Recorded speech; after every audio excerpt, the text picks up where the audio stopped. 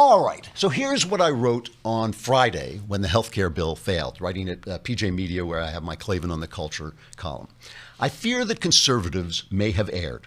The president has never shown himself to be a reliable philosophical conservative. He often seems guided to go where he is loved and work with those who are nice to him. He clearly is committed to the concept of winning.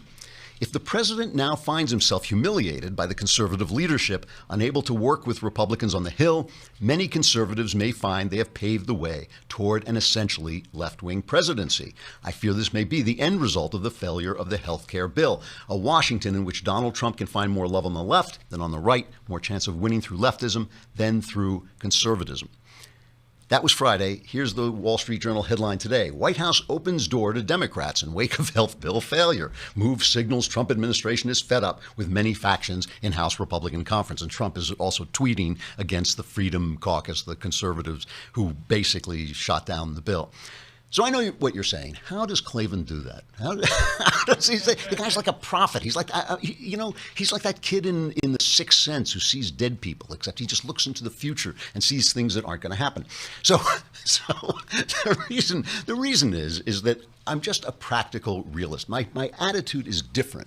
My attitude is admittedly different to those who want to live and die on the hill of principle and the hill of righteousness. I love my country. I want to do the best thing for my country at any given moment. That's what love looks like to me. Sometimes love tastes like a crap sandwich, okay? You could make a little mug that says that. Sometimes love tastes like a crap sandwich. I didn't love voting for Donald Trump. I did not love voting for Donald Trump. There were exactly two choices. One was Hillary Clinton, who I thought actually was wicked and would have marked the end of the American experiment. One was Donald Trump, who is unreliable if you're a conservative, right? Some people aren't conservative and like Trump. They're populists. They want to keep all the entitlements and all that stuff. Great. Then he's a perfect candidate. For me, the guy is to the left of me, and he's not a reliable conservative, a lifelong Democrat.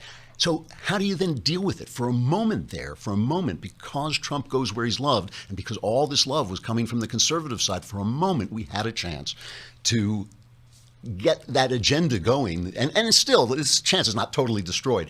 But I think on this first big thing, the first big thing that was his legislative accomplishment, you don't just give him everything he wants all day long for the rest of his term, but on the first big thing, I would have given him a win. I would not have stood on my righteousness. I would have given him the win and hoped the Senate made it into a better bill. It wasn't a great bill. It was not a great bill. Everybody knew it wasn't. But let's take a look. Here's Trump right in the aftermath, and he puts it on the Democrats that we're stuck with Obamacare, which is what he's going to sell. Yeah, we were very close. It was a very, very tight margin. We had no Democrat support. We had no votes from the Democrats. They weren't going to give us a single vote, so it's a very difficult thing to do. I've been saying for the last year and a half that the best thing we can do, politically speaking, is let Obamacare explode. It is exploding right now. It's many states have big problems. Almost all states have big problems. I was in Tennessee the other day, and they've lost half of their state in terms of an insurer. They have no insurer, and that's happening to many other places. I was in Kentucky the other day, and similar things are happening. So Obamacare is exploding. With no Democrat support, we couldn't quite get there. We're just a very small number of votes short in terms of getting our bill passed. A lot of people don't realize how good our bill was because they were viewing phase one, but when you add phase two, which was mostly the signings of Secretary Price, who's behind me, and you add phase three, which I think we would have gotten, it became a great bill. See, I agree that he would have gotten phase two because obviously that was stuff that just needed a pen and a phone, and not even a phone, actually. But I don't think they would have ever gotten to stage three. Now, so first he slaps the Democrats around, right? First he says, you stuck us with this bill, all your fault. You wouldn't help us change it. And then he reaches out to them. Here's the second cut. Again, I think what will happen is Obamacare, unfortunately, will explode. It's going to have a very bad year. Last year, you had over 100% increases in various places. In Arizona, I understand it's going up very rapidly again, like it did last year. Last year was 116%. Many places, 50, 60, 70%. I guess it averaged, whatever the average was, very, very high. and this year should be much worse for Obamacare. So what would be really good with no Democrat support, if the Democrats, when it explodes, which it will soon, if they got together with us and got a real health care bill, I'd be totally open to it, and I think that's going to happen. I think the losers are Nancy Pelosi and Chuck Schumer, because now they own Obamacare. They own it, 100% own it. So basically, he's trying to scare. The one thing, by the way, the good news here is it's not just the Freedom Caucus who's going to stand on their principles. The Democrats are too stupid to respond to this. I mean, Chuck Schumer has built his fortress. He's not coming around. I don't think there's anything there. I think Trump is, and Trump knows it. I think he's basically trying to scare the conservatives straight. Basically, he's trying to say, you work with me, you're going to have to work with me, or else I reach out to the Democrats, which I'm not sure is an actual possibility. All right, so who's to blame? There's blame to go around. I think there's blame to go around. I mean, first of all, I think Trump didn't care about this, and he pushed Ryan to just get something done because he wants to get to tax reform. And by the way, this is another problem with this. This bill did cut $1.2 trillion in government spending, which makes tax reform a doddle, right? I mean, then you can do tax reform any way you want, right? Because you've got all this money that's not being spent. So that's all the money that you can take out of the tax system until maybe the tax cuts cause there to be more money coming in. Now you don't have that ceiling.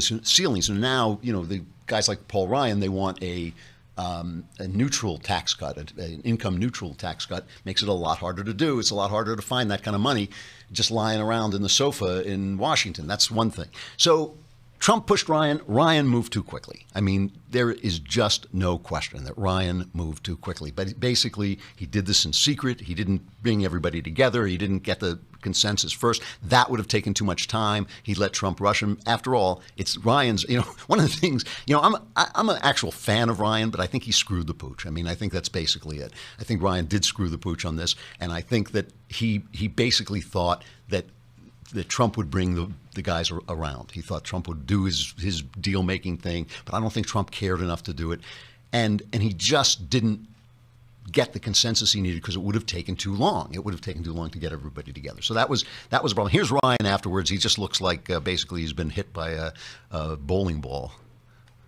I will not sugarcoat this. This is a disappointing day for us. Doing big things is hard.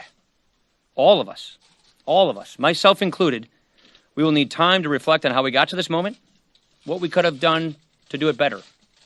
But ultimately, this all kind of comes down to a choice. Are all of us willing to give a little to get something done? Are we willing to say yes to the good, to the very good, even if it's not the perfect? Because if we're willing to do that, we still have such an incredible opportunity in front of us. There remains so much that we can do to help improve people's lives, and we will. Because I got to tell you, that's why I'm here. And I know it's why every member of this conference is here, to make this a better country. We want American families to feel more confident in their lot in life. We want the next generation to know that, yes, the best days of this country are still ahead of us. I'm really proud of the bill that we produced. It would make a dramatic improvement in our healthcare system and provide relief by people hurting under Obamacare. And what's probably most troubling is the worst is yet to come with Obamacare. One kind word for Ryan. I always feel that, conservatives always hate the Speaker of the House. They hate the Speaker of the House because he's wrangling cats. You forget that a lot of the people in the House are moderates. It's a center-right country, right? It's not a far-right country. And so a lot of the people that he's dealing with are moderates. And as he made compromises with the Freedom Caucus for conservatives, he was losing the moderates. He was losing, he's bookended in. So conservatives always hate the Speaker of the House because he's a wrangler, and that's not what we want. We want people of principle to stand up and shake their fist and all that stuff. Totally understandable. But I will say on his behalf that he was dealing with a president who promised everyone would be covered, right? Because the president has Democrat tendencies this way. He was dealing with moderates, and he was dealing with an absolutely intransigent Freedom Caucus who I do think has to take some of the blame, and we'll talk